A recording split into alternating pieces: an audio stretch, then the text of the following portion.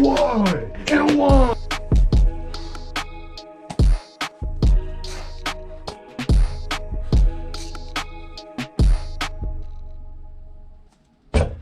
Palace, what you cooking?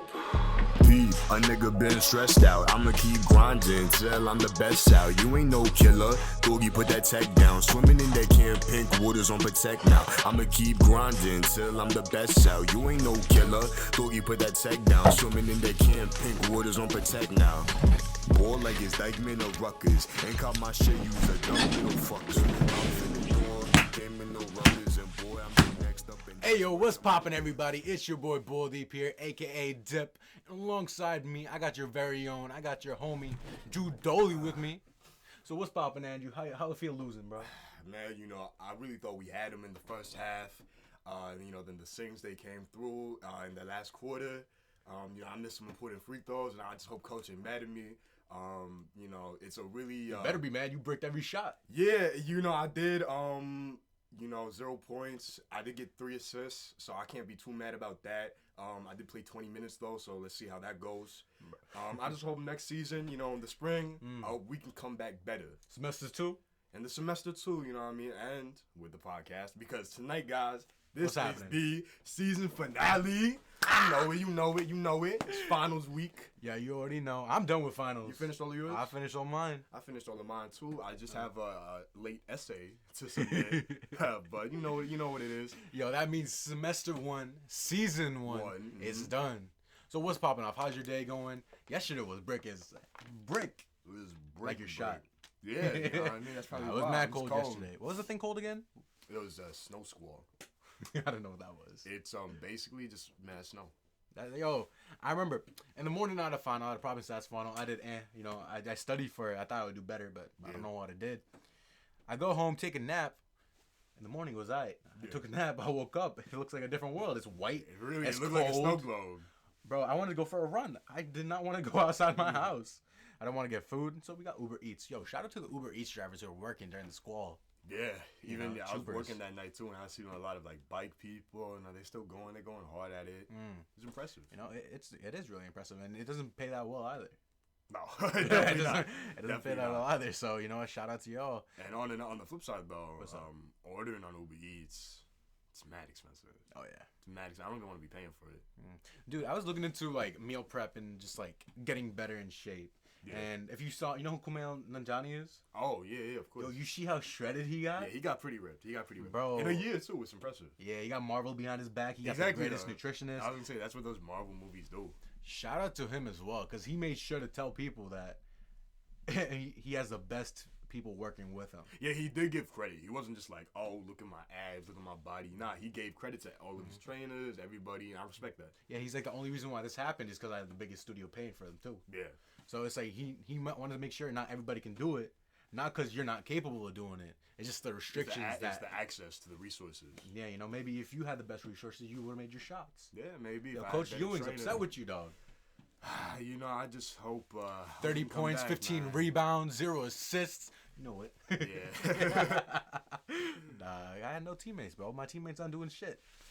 Same. My teammates ain't doing nothing Dude, either. I'm excited. I'm excited to go to Europe. I'm going to Europe in exactly a week. If this episode is put on a Friday, I got less than 6 days. If it's on Saturday, same maths, quick maths, you guys can do it. 5 days. 5 For days. y'all who can't do quick math. Nah, but I'm excited. London's first stop. I'm going to ask them what's up because Brexit just happened. You know what I'm saying? Or they voted for Brexit. What's happening? I believe that the vote for Brexit passed, and everyone's upset about it. Yeah, I figured. Yeah, the economy's going to go down for a little bit. Cause No healthcare. Y'all British people laughing at Americans. That's going to be interesting, dog. That's going to be interesting. I'm going to go make sure to ask people. Maybe I'll make a video out of it. I'm going to definitely go on my video grind during this winter break, And we both are going to take a little break from the podcast. Yeah, How about... we'd like to let y'all know, as your professors, as your teachers, as your mentors, and As your gurus in peers. life, As your peers. Since the semester's over, classes are not going to be in session, but in a little bit, winter session is going to be back on. Professor Doley is going to be there. I'm going to help provide some content, keep y'all, in the know, keep y'all entertained, while my partner is in Europe. You already know. And maybe I'll put some videos up, but that'll probably be on my channel. But you never know. I'll toss something up on Dip and Jew as well. Definitely. You know, I got my homie Alex with us, so he can be my host for a second. See how that goes. You know, we got to make him do some stuff. Alex, I know you're watching. Maybe not, but that. We're coming for you. Nah, yo, there's so much going on. Trump just got impeached. That's the very first thing I woke up to. God. It's the very first thing I woke up to. And how you feel about that? Very conflicted. Why? Being honest, on the positive side, I have never had such a smile be brought upon my face before. Yeah. I was straight up as the votes got closer and closer, because they needed 216. When they hit 200, I got the biggest smile on my face. And I was so happy, because at the very least, don't get me wrong, I understand the system. I know that impeachment, because a lot of people don't. Yeah, the Senate's got to vote him out as well. The Senate has to vote him out. He's just been found guilty of high crimes and treason. Abuse of power. And specifically, abuse of power and obstruction of Congress. That one, yeah. Obstruction of Congress. And the fact that even he's not, this is just my political opinion. If you like Trump, that's cool, whatever. This is my political opinion. Everyone hears these opinions. You know, I don't like him, A lot of people don't. My thing is that even if he's not being removed, the fact that he's being held accountable. He's recognized. It's recognized that he's done wrong. That at least shows that we in America still care about our country. We still care about upholding the laws, and we still care about the values and foundations that this country was founded upon. That's important. A lot of people this year especially have not been recognized, for their crimes. Like that person who I forgot her name.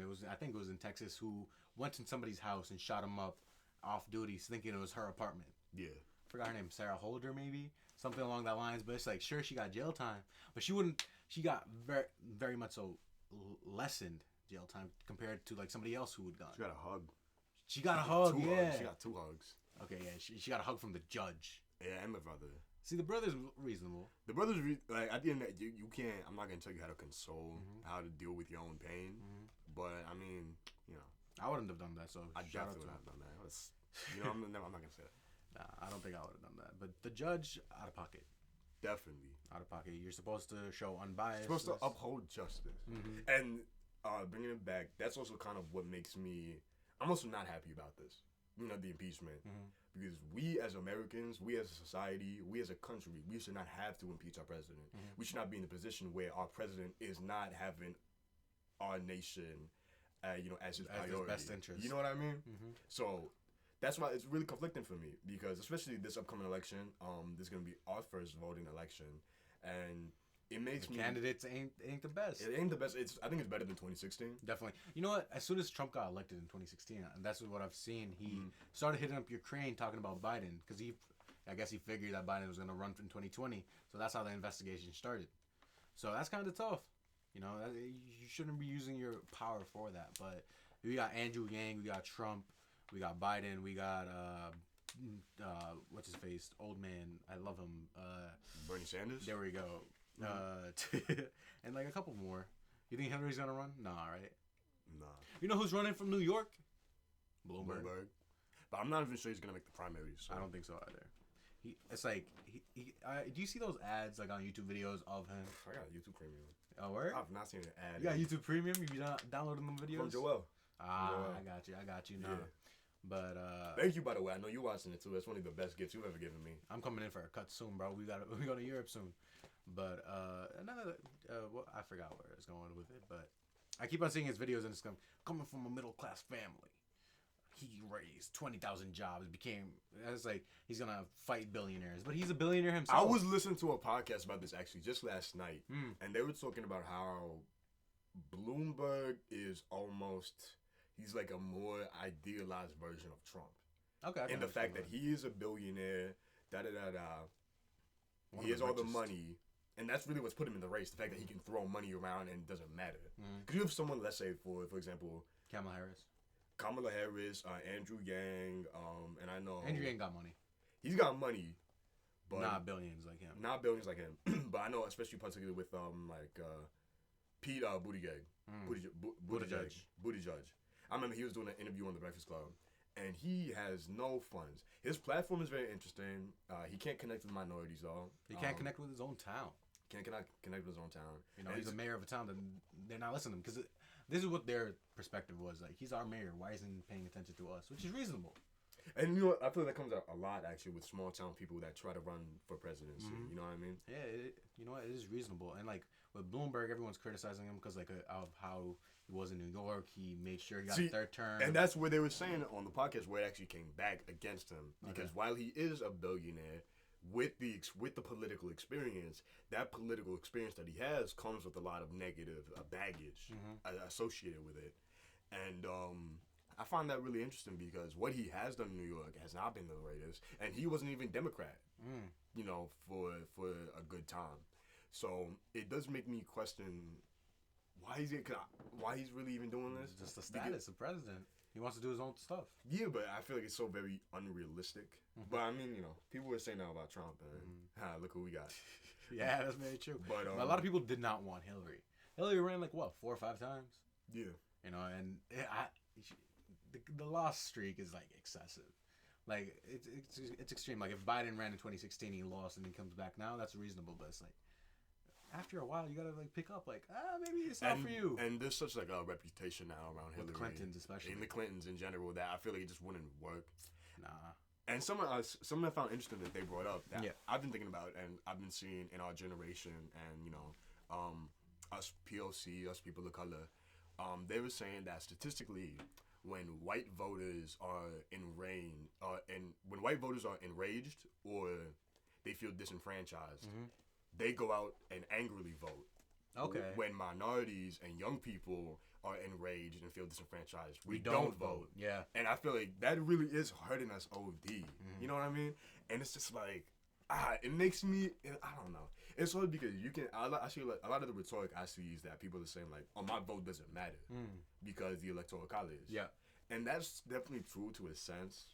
But I mean, I feel like, you know, I just feel like we got to do better. It's kind of an example that was like there was an extra credit assignment on my final yesterday. It wasn't an assignment; it was a question. They were saying, choose one of these 2 options: 2 points or 6 points to be added to your grade. And the basically was, if you choose 6 points, and if more than 10% of the class chooses 6 points, nobody gets an extra credit. That's smart. And then if there's like more than 90% choose 2%. Those people who chose 6%, 6 points, they'll still get that, but everyone else will get 2. And I was like looking at it, I was like, that's similar to That's what like you're the saying. prisoner situation. Yeah. Yeah. I chose 6. You chose 6? Yeah, because I was thinking, I'm like, I need this. I don't think I'm gonna do the best, and like if it was meant to happen, it was supposed to happen. But I came in here not expecting this, so I came in with nothing in my pockets, and that's kind of like the mentality people should take going to game shows. You came here with nothing, and if you leave here with nothing, that's okay. You're not losing anything. Yeah, so it's better just to go put it all on the table. You know what I mean? That's why it's not helpful to be stressful in those situations. And I'm sure, like, if I was on Who Wants to Be a Millionaire, I'll be stressed out a little bit. But I understand the fact that if I go with nothing, I'm legit losing nothing. Yeah, None of the money was actually in my hands until after the show. If there's a game show that, out of all the game shows, what would you want to be on? Or what do you think you'd perform the best at? I feel like I'd be good at Who Wants to Be a Millionaire, but there's so many more. I feel like I want to be on Family Feud. On a certain episode of Jeopardy, I feel like I could kill it. See, I haven't watched Jeopardy enough to like see how the game show is, but I understand the concept of it. They have like topics and questions. Yeah. You gotta choose like this for 500. So you gotta answer like how is or like what is that? I mean, that's really simple. It'll give you like, let's say it's category, and it'll give you like rappers. Let's say rappers, and be like, if like for example like this man is from Brooklyn, he is Joey he is hip hop's first billionaire. And I would hit the buzzer Jay-Z. and I'd be like, who is Jay-Z? Okay. It's like that. What if you just say Jay-Z? Do you not get the points? No. Oh, that's crazy. Yeah. That's crazy. No, I feel like Family Feud. You know, plus I'd want to meet the big Family man. Feud would be pretty lit. I want to meet the mustache. I'd want to be on this SNL Family Feud. I want to be on SNL one day.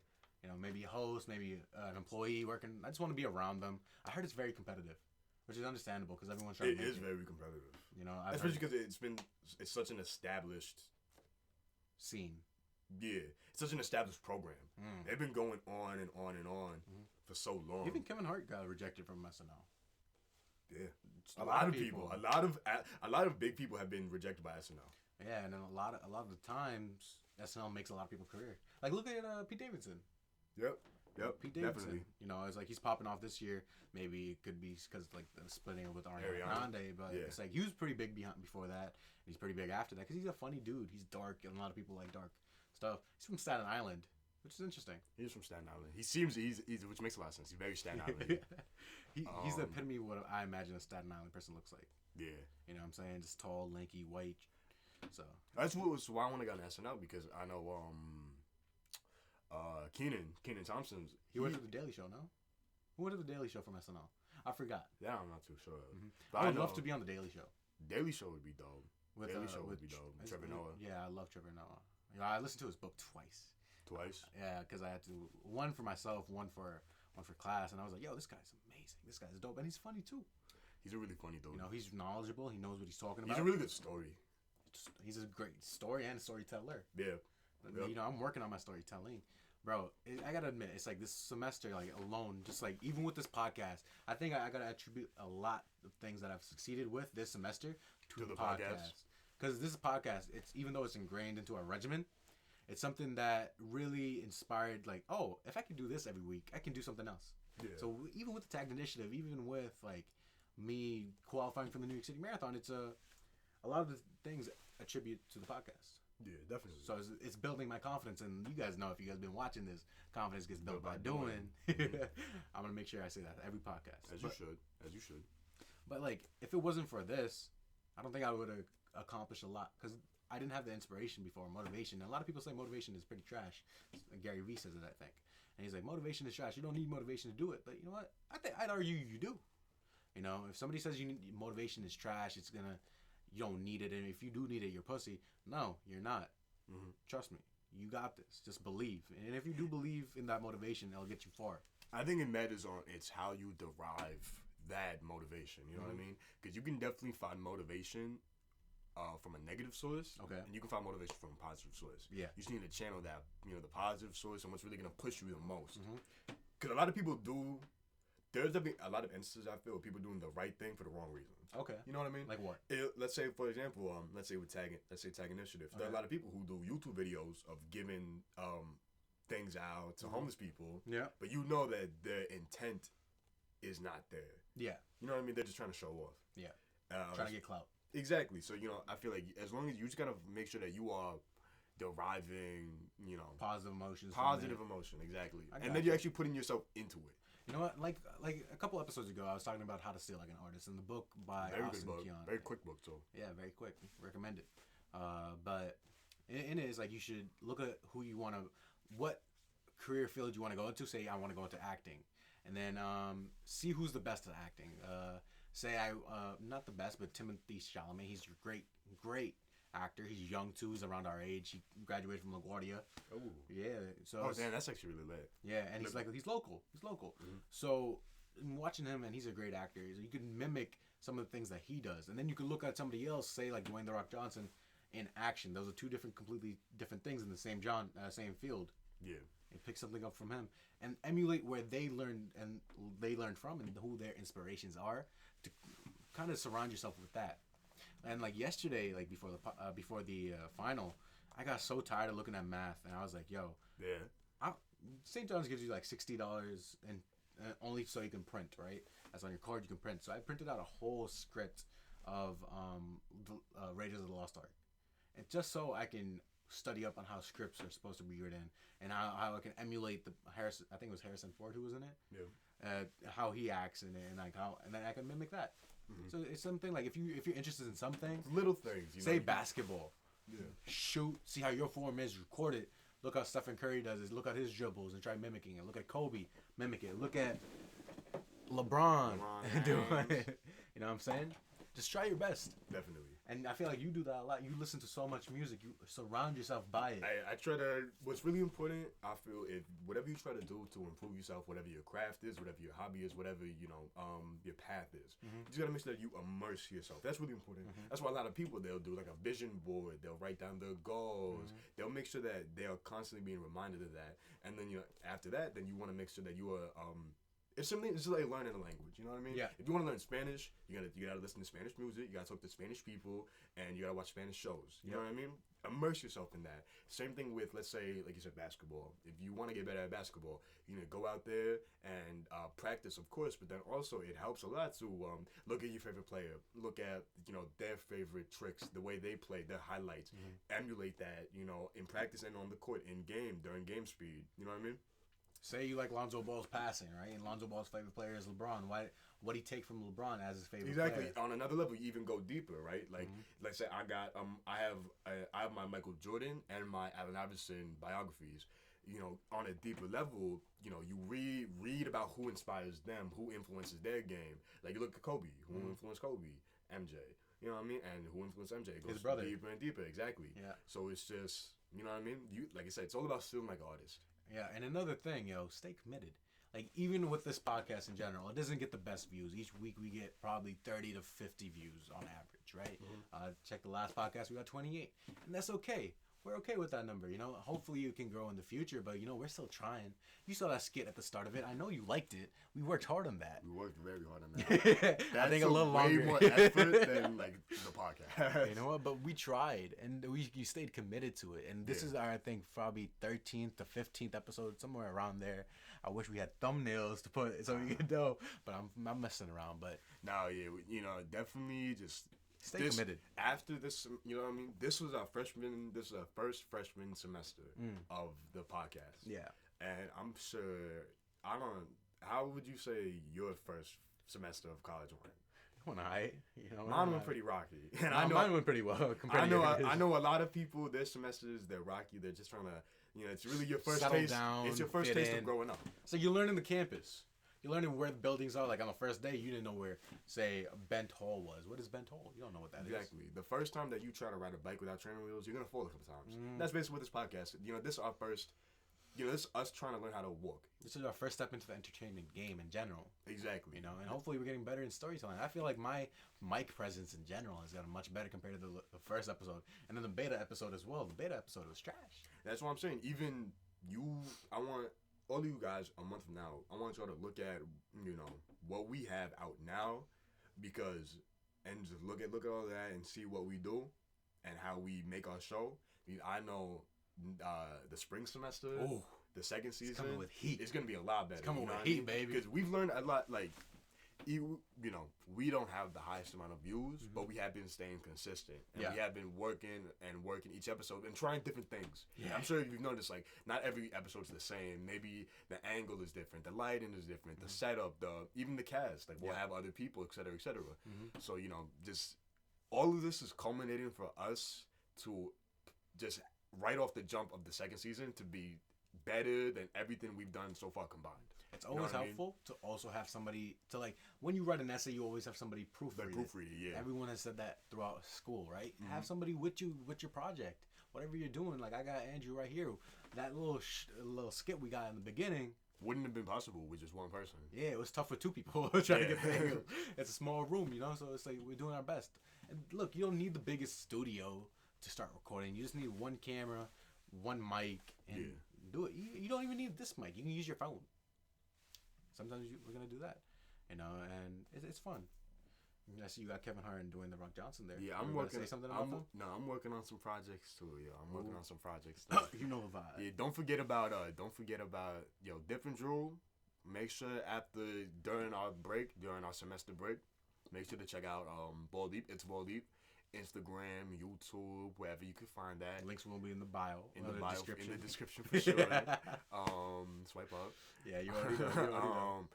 You'll also be checking out for Mixed Over Rice. You can find us on SoundCloud, you CFK's on Spotify, Drew Dolly's on Spotify, you know what I mean?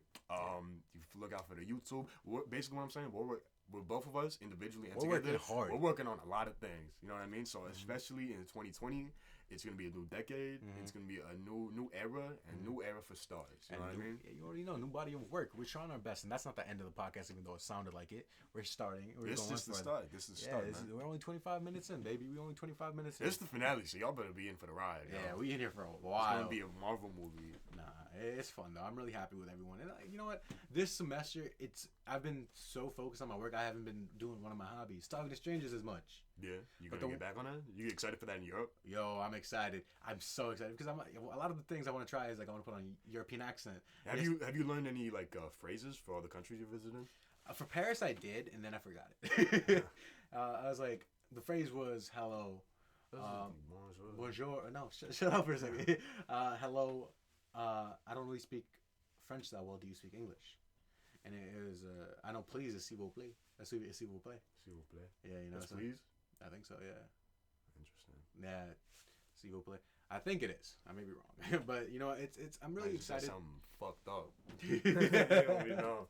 No, I'm pretty positive it's please, but you know, Paris I'm excited for. Europe, like London in general, is gonna ask them. I'm gonna put on different accents. I'm gonna try my London accent. I'm gonna try my Scottish accent. You know, just like a whole bunch of different things.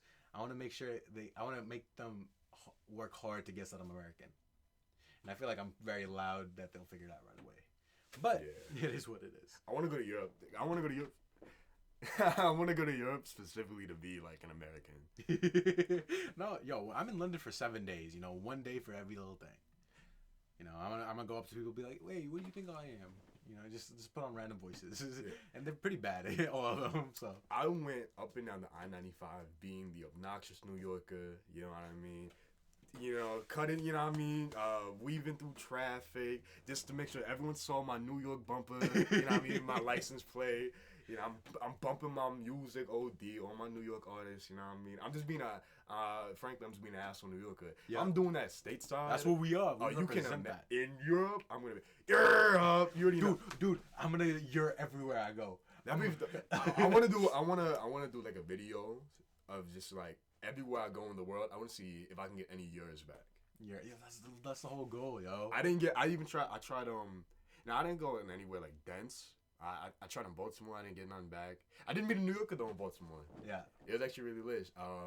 There was it's such a crazy world, right? Okay, so me, if you don't know Ginoli, if you've ever heard one of my songs, you probably know. Stress. But It's like the beginning of the podcast. Yep, go check that out on Spotify. Bio. But I smoke marijuana. You know what I mean? Maybe. And maybe allegedly, the police do not use this footage in court. But it was so crazy going down to Baltimore, and then they have medical shops. 'Cause it's legal. It's legalized over there, and it was just crazy for me because I'm looking at that, and it's just so crazy being from New York, right? Where only recently have You got laws, decriminalized. only recently have laws become like looser. It's so crazy. It's looking at a store. It's because you can even see from the street. You look inside the store and there's like weed everywhere, and you walk inside the building and it's loud as hell. Yeah. And it was just so crazy. I was talking to the shorty in there, and she was like, I got her in my Knicks cap, and she's like, "You're a Knicks fan? Like for real?" I'm like, "Yeah." She's like, and I'm just like, she's like, "You from New York?" I'm like, "Yeah." And she's like, "Oh, I'm from the Bronx." Like, I'm from Queens. It was really dope having like that moment. You know what I mean? Yeah. It's like in Civil War. Yeah. When Captain America and Spider-Man. I know That's really lit. talking about. That's really. I was just watching Endgame again a couple nights ago, and then when Captain America's like, "Hey, yo, Queens," and he throws him the show. That's so lit. That's so lit. Brooklyn. That's dope. Yo, Cap's dope. Chris Evans is dope in general. Yeah. Nah, but it's like, yo, we gonna be in one of those movies one day. Actor, I was about to say that's actor though. I know you've mentioned that, like Chris Evans. Bro, I just try taking pieces from like everybody, you know. It's fun. It's fun. It's fun. You get to watch movies. You get to study up on them. You get to watch interviews. Like interviews alone, that's a whole like. You can learn a lot from watching your favorite. Like we just said, still like artists. You can learn a lot from watching your favorite person's interview. Yo, it's like you see how charismatic they are or not. See what they really are like. Like a lot of people saying like a lot of actors are dickish, but like some actors like Ryan Reynolds, Jake Gyllenhaal, Ryan Gosling, all these people who are like really nice and charismatic, they're really like that. So that's what I like. I really appreciate it. I'm like, you know what? I'm not gonna change from who I am. You know, maybe my status will. You know, Hopefully, but that's you know, the goal. I'll still be my goofy, high pitched voice, just running around. And you know what? I want to get to become a better interviewer. A lot of the interviews I want to do, I want to be able to actually talk with the host. Yeah. You know, I feel like that's be the most fun thing. I always love seeing like random compilations on YouTube about, say, Golding. What's that guy's name? Golding. I forgot. Him and Conan. He's always like they're always having good banter. They're always comedic. They're always going back and forth, and it's constant because they're always on. You know what I'm saying? Yeah. they're reoccurring. And that must be like a lot. It is. You know what I mean? That's got to take a lot out of you. Oh, bro, I gotta search this guy's up, but keep talking. Nah, I No, love that, yeah, though. but you know, it's just like definitely one. I want to be, if I can be honest, beyond just what I want to do with music itself and in the music business. Yeah. I definitely do want to be on TV in one way or another. I'd love to be on MTV, you know what I mean, or just Revolt or whatever, just taking place on one of these shows. Oh, Goldblum, Jeff Goldblum. Oh, Jeff Goldblum. I love that dude, bro. He's so goofy. I just watched a video on him from Genius about him like talking about all his mentions in rap. The rap. Yeah, he's a funny dude. He's a funny dude. He's so quirky. He is. He's the definition of quirky. And him and Conan got good banter every time he comes on. He's constantly going back and forth, and I love it. Yeah. You know, I want to have that with, like, say, Trevor Noah. Trevor Noah is the homie. And I'll just be like, yo, Trevor, what's up? Yo, Trevor. Yeah. You know, like in the book. He's a cool ass dude. But it's like interviewers. Shit on the floor. Yo, interviewers who I like to watch. Sean Evans. Hot Ones. He's a really dope dude. Like, I want to I want to be on Hot Ones. Dude, me too. But I want to grill him instead of like how he grills people. Yeah. Because I'm like, yo, I know you do your research, but for the past 2 days, I've been researching you. Yeah. I feel like that'd be dope. You ever see a Nardwuar video? No, but I know who he is. They're amazing. I've been watching them forever, and they're amazing. He's a geeky looking dude, right? He's the geeky looking dude. He's from Canada. Yeah. He's also in a band himself. Yeah. But he does like the most deepest dives on artists. Finds out things about the child. It's so dope. Like as an artist, as a music artist, I eventually at one point I want Nardwuar to just like expose me. I want him to just like. You want to be canceled? I want him to. Hey, you know what? That's that's actually tangential, but on one of our first episodes, I'm pretty sure we talked about cancel culture. Mm-hmm. And do you think cancel culture is gonna prevail going into the new decade? It's gonna be there forever. You think so? I truly do. You don't think it's gonna fade away? Like, okay, what are we talking about? What is cancel? Like exposing people or just cancel culture in terms of like this person, like boycotting an artist? Yeah, pretty much like boycotting a person. Because this is Okay. beyond just artists, like people, even people like that dude who donated. You remember that dude who donated all that money to that hospital, and then they found out he had like a bunch of like, I believe racist tweets. Okay, I don't know who you're talking about, but I'm just gonna. Well, there's a situation like that, right? Yeah. And then basically it's like cancel this dude. He got fired from his job. Yeah. Et cetera, et cetera. Yeah. Like cancel culture has become so pervasive into our lives as a whole that it can really affect you. Yeah. Beyond just people on Twitter calling you out. Now just how connected our world is with social media. Now it could really lead to you losing a job. And there's instances where you remember that comedian who was actually going to be on SNL, but they didn't let him because he had all of those racist No. jokes. I think it was a comedian on SNL that got fired from SNL for using racist jokes. I believe some situation like that. Either way, you know what I mean, cancel culture has become even stronger and stronger. And we talked about this before, but as a budding comedian, especially me, I know for damn sure, in my mouth, it's a little scary. It's a little scary because you need to be extra careful about what you say. Cancel culture is interesting on who they target. Say like a guy like 6ix9ine, you know, people are less likely to cancel him because he kind of already degrades himself on the acts that he did, you know. And I think it's also an audience thing. Yeah. Because his audience is a lot more receptive towards that, which is strictly just because of who he is as a person. Yeah. Whereas, let's say someone on, let's say SNL, that's a much broader view. That's a much broader audience. That has a lot more room for people to be upset. Yeah. Whereas if someone, and I feel like a lot of things, oftentimes with cancel culture, it's rarely the fans. You know what I mean? It's usually someone takes note of this person did that, let's attack them. Yeah. It's never really It's like mob mentality. exactly. It's never really like fans getting together. Oh, let's hold this person accountable. Okay. You know what I mean? I see what you're saying. I feel like maybe say like with people who saying let's go cancel him, or like that the word will fade away. But like there's always gonna be people exposing stuff. Definitely. I don't think that will ever go. You know what I'm away. saying? That mentality of like, if a large amount of people like say you lied about me, right? Say that this guy's a dickhead, he's bad. What he does for Tag Initiative, it's not actually for a genuine cause. Yeah. And a large amount of people hear that, and then it comes out that it's true. Those large amount of people that heard it from you are gonna believe that, and they're gonna always be throwing shade at me. And No, all see, that. that's a very good point, actually. There are a lot of instances of people, let's say, for example, someone will be accused of doing this or that. Yeah. And then there's a big outrage.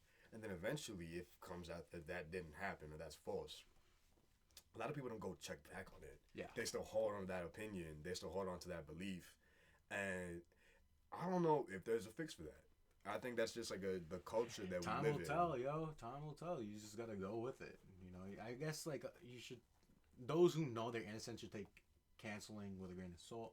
It could affect their like the brand deals and like who they can work with and their movie deals and stuff like that. But if they know it's honest, the truth will come out. Hopefully. Two of my biggest influences, just in my life and with my goals, but pertaining to my goals, my career, and also just when it comes to my humor and my comedy, etc.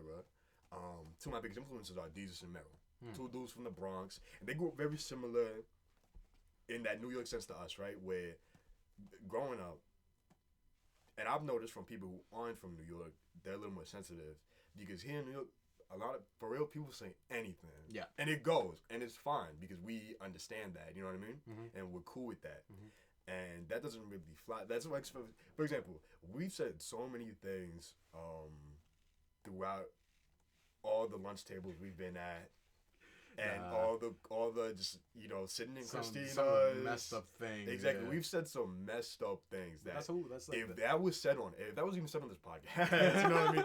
Definitely, we'd probably get no reviews. Nah, yeah, for sure. You know what I mean? So, but then these dudes, every time I listen to a podcast, Speaking of no reviews, sorry to cancel. yeah, If you guys be fucking with the podcast, if you guys like the podcast, put it into the comments, like the video, share it, maybe even subscribe. But not carry on. But they say so many offensive things, Yeah, but they somehow evade. They were actually in Tom's Next 100. these Meryl, Yeah. that's what's up. And but they say the most offensive things. You know what I Yeah. mean? They say a lot of bad stuff, but They're comedians. They're exactly. That's what they say. They always say that they avoid cancel culture by actually being one. It helps that Actually funny. that the one that actually that's really what it is. They're actually funny. They're also minorities, so that definitely does give like a shield. Whereas if a white guy was saying it, it'd be a lot more offensive. And also 3, they acknowledge that what they're saying it's bizarre. It's not meant to be taken seriously. It's a joke. Yeah, You know what I mean? That it's so out there that it shouldn't be taken to heart. You know what I mean? Got you, I understand And I what feel you're like those are three things that like I aspire, because when it comes to me and producing my own content, especially when it comes to exclusively, if you only watch the podcast, that's not entirely who I am. You know what I mean? And when it comes to creating my own content and producing my own videos and such, I know that there are things and concepts that I have that, one, I wouldn't do here, simply because it's not in that realm, and also 2, it might be offensive. yeah. But I feel like you just need to acknowledge the fact that, one, you need to first acknowledge that it is offensive. You can't be trying to play coy. That's what I feel like gets a lot of people. Oh, I didn't mean it. I didn't mean it. Yeah, like, I didn't mean it. I was just fun. playing. I was Exactly. playing fun. You know what I mean? If you need to acknowledge the fact that, you are saying something crazy. You're saying some outlandish shit. You need to acknowledge that. Because if not, if you try to, bounce back, or if you try to cover your tracks, you're just gonna be digging a bigger hole. Yeah. You know what I mean? And also, you need to actually be funny. There's so many people where they'll say something offensive, but let's say a lot of times, like, they'll use a slur, one word or another. They'll say something racist. They'll say something sexist. They'll say something homophobic.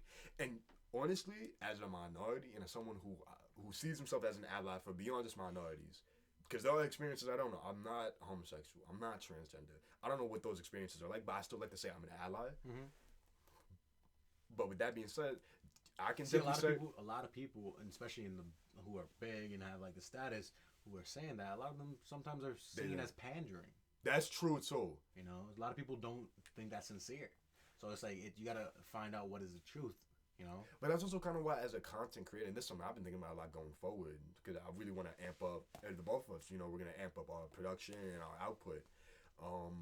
I feel like you really just need to take, like you said earlier, you just need to take it all with a grain of salt. At the end of the day, you're no matter what you do or what you say, there's going to be people that like it, there's going to be people that dislike it. You know what I mean? You're always going to make some people happy, you're going to make some people pissed off. Yeah. So you just need to learn to make sure that you're doing the best you can to make the best product you can. Yeah, You know what I mean? And really try not to. Obviously, you need to take into account what people think about you. Obviously, as someone who, in a career and in a field that thrives off of the audience and what the audience thinks, obviously, you need to take the audience into account. But you can't let that entirely affect your creative process. Yeah. Because if you do, then you're just gonna become a panderer. You know what I mean? I see what you're saying. No, I do see what you're saying, and it's just like you gotta prove yourself to people, but at the same time, it's like you trying to prove yourself will not sometimes be seen as your actual you. You need to be secure in what you're actually doing.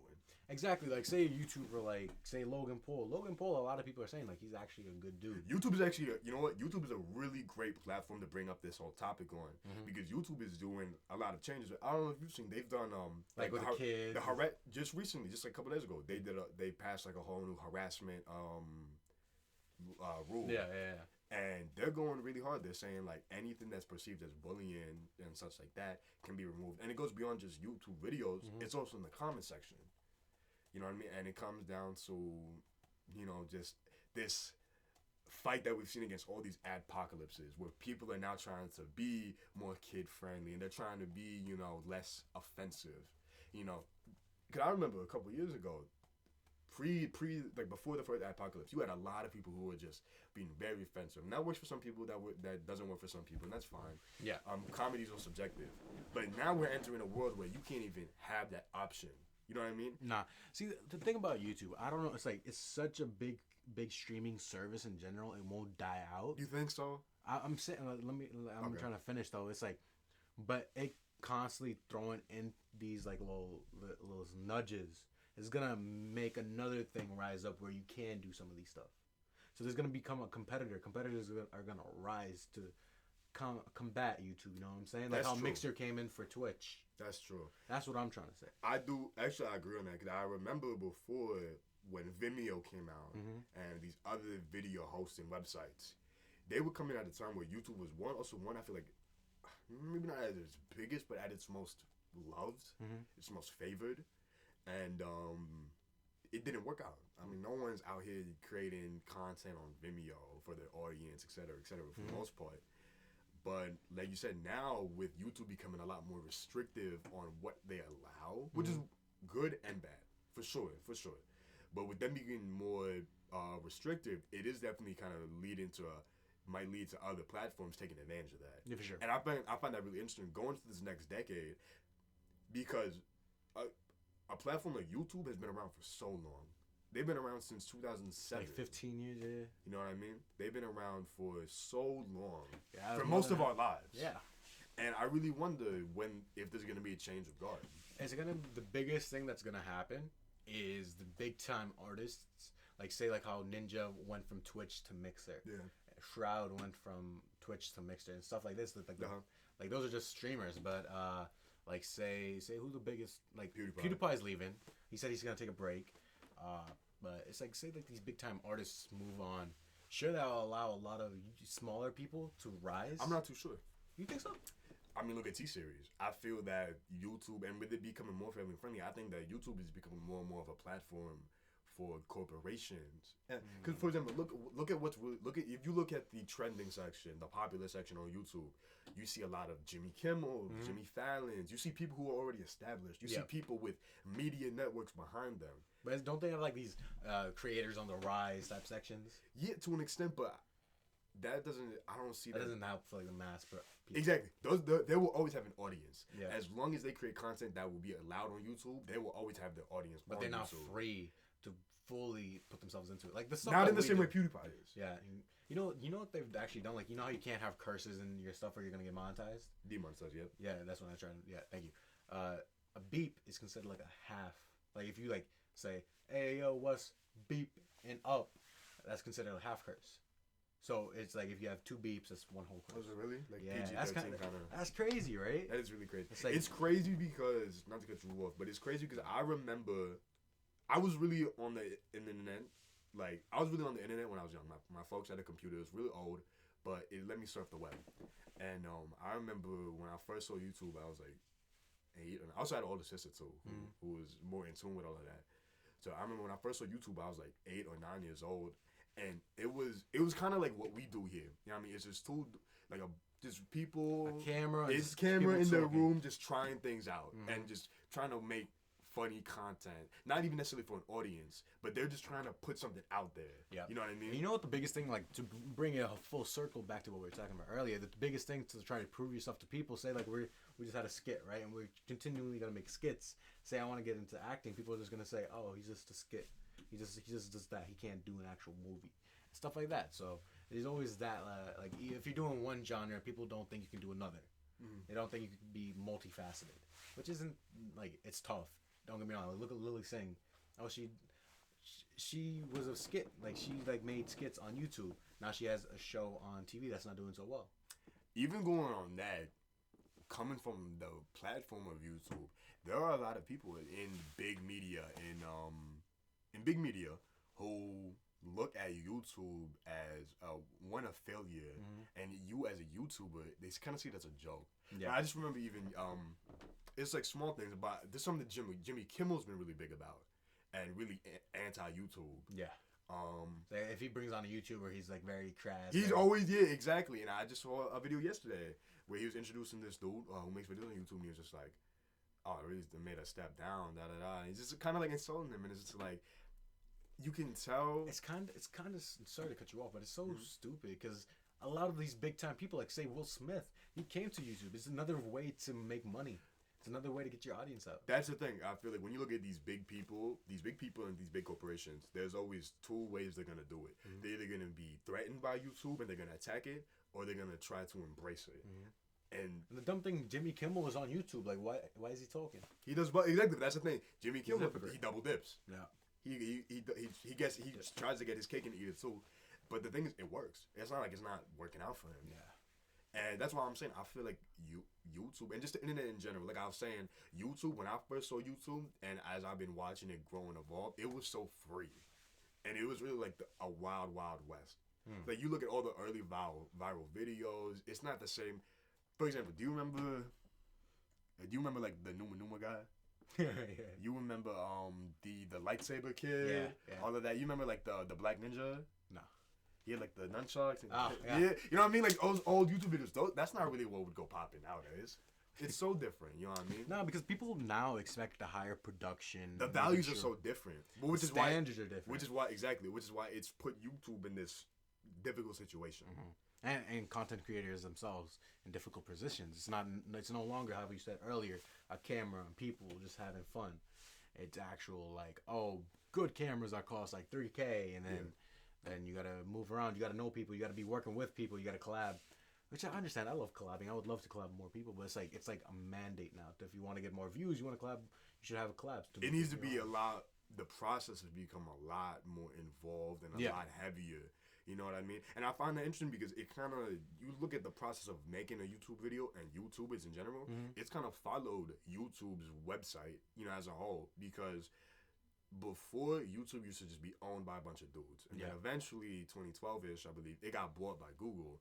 That's when things really started picking up in terms of it being more corporate, more streamlined. You know what's crazy? I would always think like these big time corporations, they would be okay with having relatively ease up on the rules because they have the power.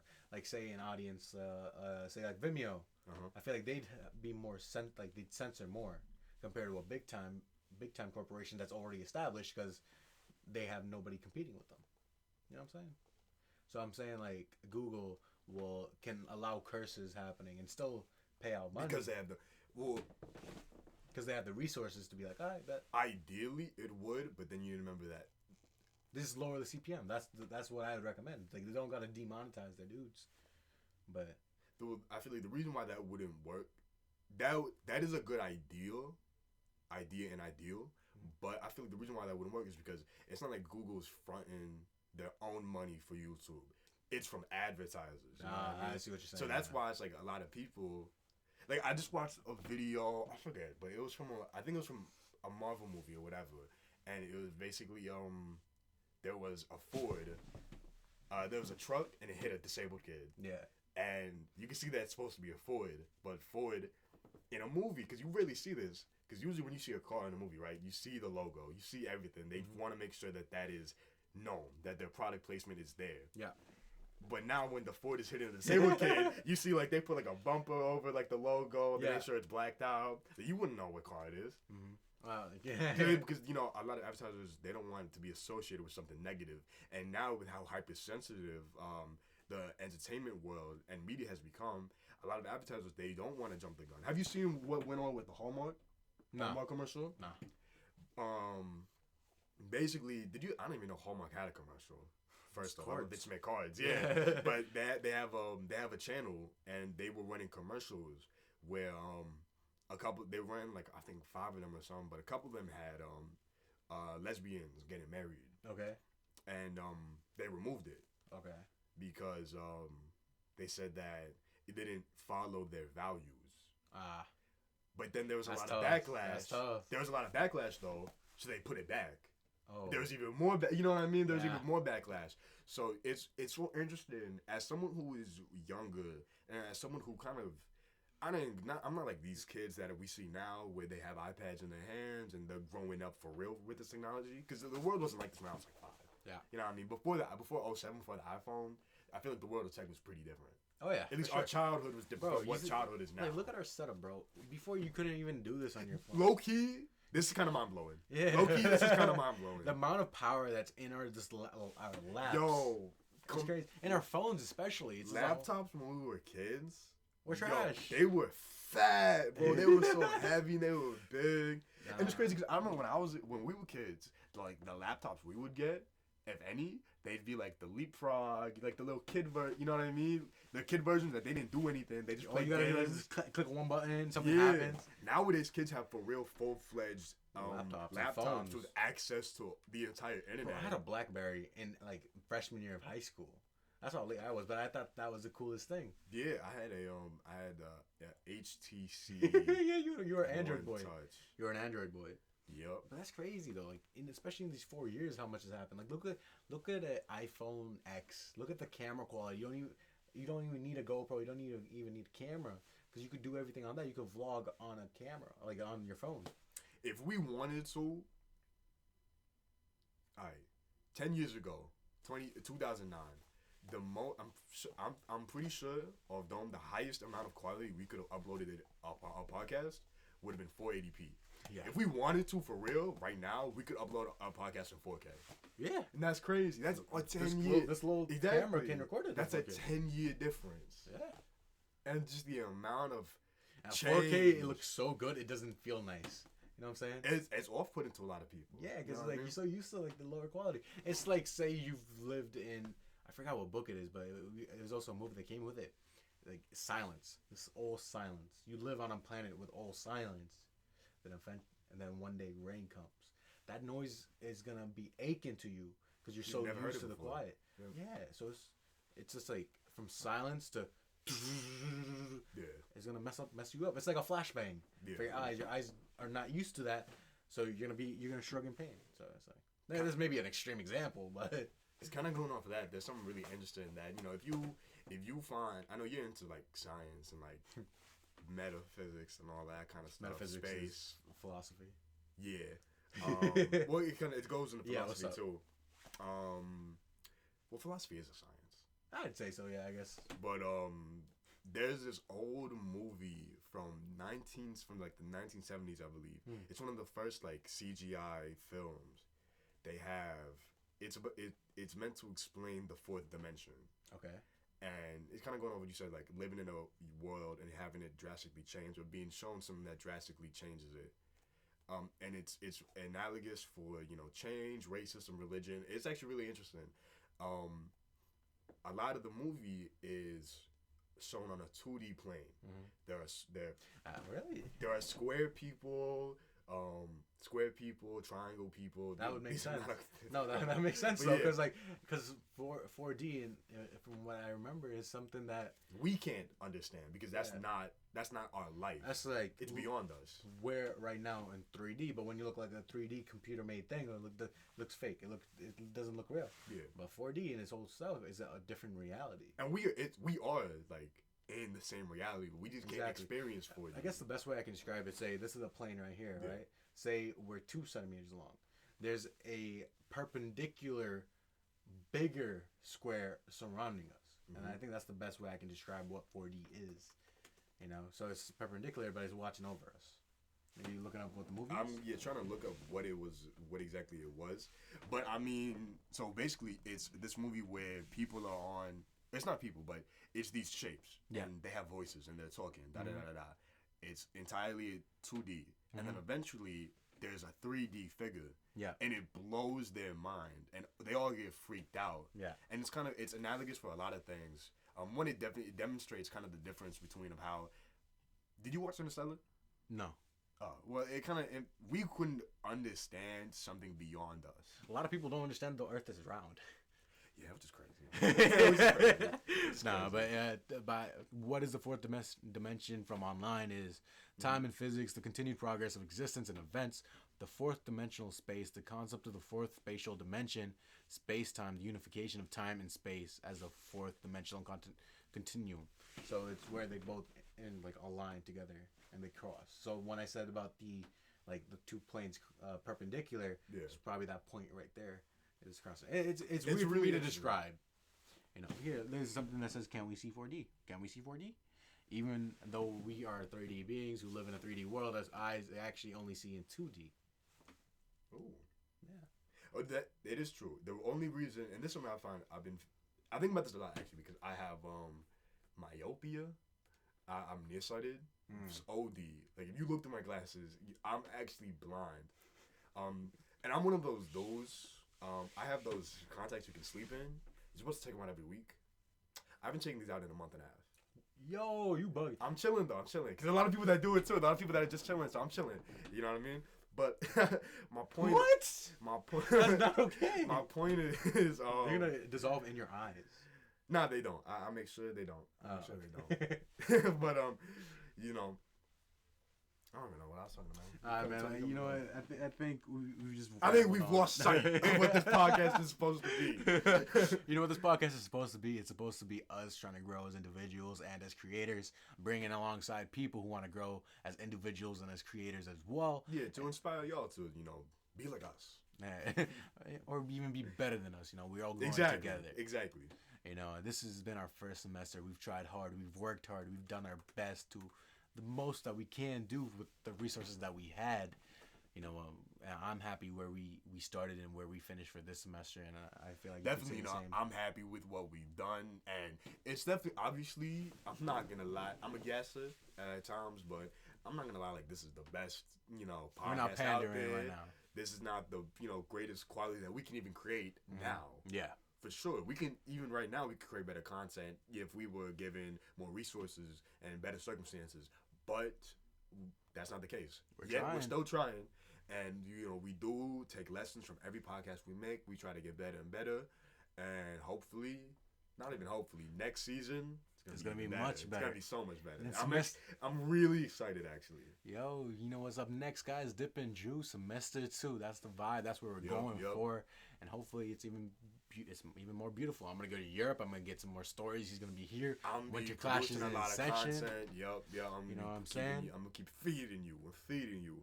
And hopefully, when we come back in a month for Dip and Drew season 2, semester 2, it's gonna be better. So much better, for real. I just want to say thank you to all the 50 subscribers and the people who tune in every week who watch the podcast. You guys are the real heroes. For real. You guys are for real. You guys are the inspiration that keeps us going. Even if 3 of you are me, it's just nice to see a number. Yeah. But I just gotta say thank you once again. Yo, you want to say any thank yous or something? Man, I just want to say, it's like you said, thank you to the audience members who are still here. Obviously, say this every week. Leave a comment. Leave some feedback. Leave a comment on what do you want to see. So we've told you what we're gonna do over our winter break. What do you plan on doing over your winter break? You know what I mean? And I want to thank all of y'all for really being here and supporting us. We're gonna even do better. Talk about our Instagram. We have a lot of things to show you, posting more, and I'm just excited. Cool flicks. For real, we got a lot of things. You guys, we got a lot of things going on in our lives individually and as collaborators. We got a lot coming. We have a lot of. I'm Dip. And I'm Drew. It's been the Dip and Drew podcast. Thank you for watching. You know it. Y'all have been dismissed. What's up?